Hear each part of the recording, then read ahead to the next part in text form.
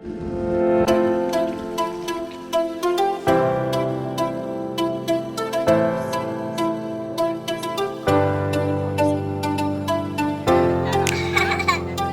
go on a walk through the garden.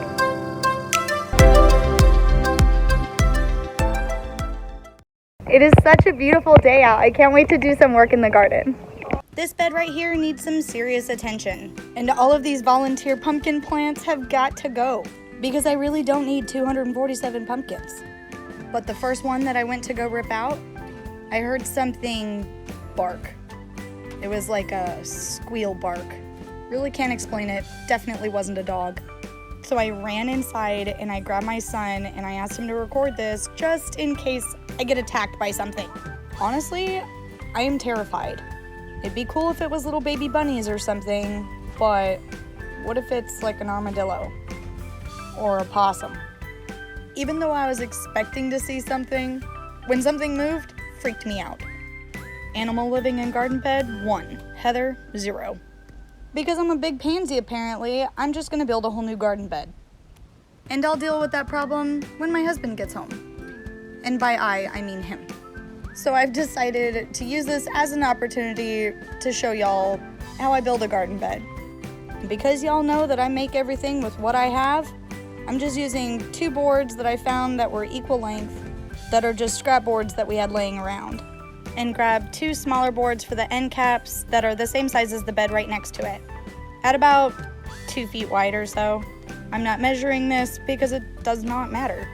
There is absolutely nothing about my garden that is symmetrical, and I like it like that because it gives it character. Admittedly, some things have a little too much character because the only boards that I had that were long enough to make this bed were bowed. But that's okay, I'm still gonna make it work. These boards are really hard to get the screws into, so a really cool trick that my husband taught me is just to lay the board down, put the screw in first, and then back it out. That way when you're attaching it to the other board, it makes it a lot easier. This corner is just gonna have to be a little bit wonky, but that's okay, because all I needed to do is hold dirt. Now that the frame is built, I just need to level out the ground underneath it. Just need to find my rake. And I just remembered where my rake is. That's okay, I'm a big girl. I'm not scared, just in a hurry. I mean, we're losing daylight. After getting the ground scratched up really good and moving the bed to exactly where I want it, I just use a rake and I kind of shove dirt up underneath until it's level. I do really try and take my time with this part just because if it's not level, as soon as we get a hard rain, all the dirt will just overflow over one side. As I'm working, I'm trying to avoid stepping on these tomato plants because they already have tomatoes on them, and that's actually what I'm gonna transplant into this bed because they're volunteer tomato plants, and they even already have alyssum growing with them. But I don't need them growing in my walkway. I also found a few of these popping up everywhere, and these are vinca, so I'm gonna try and save them too. The first thing that I'm gonna add in the bed is my good old homemade compost. And I'm gonna try and get a good 3 inches or so in here. Let me know in the comments if you want me to make a video on how I make my compost. Now that I feel like I have a pretty good amount in here, I'm gonna add some garden soil to the top. 2 big bags was plenty enough for this bed to just top it off. And then I just go through and do a quick spreading out to make sure the soil level is where I want it to be.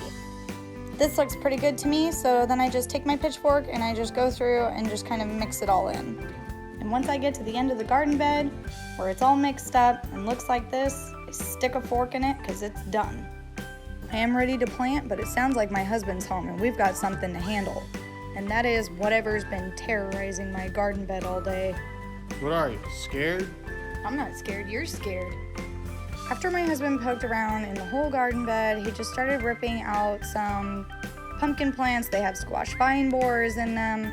So we're gonna give them to the goats because I don't wanna put them in my compost until they're thoroughly processed by a goat. Nothing seemed to be moving, so I felt comfortable enough to help him start tearing all the stuff out of this garden bed. And then it happened. Something hopped across my face super fast. And when I looked at it, I realized, yes, what has been terrorizing me all day is a tree frog. I know, I'm pathetic. This little guy is actually pretty cute, so we just decided to leave the parsley so we don't completely destroy his home. Make sure you check out my other video on how to deal with pests in the garden, and you'll see the other way how I deal with squash vine borers. Thank you all so much for watching.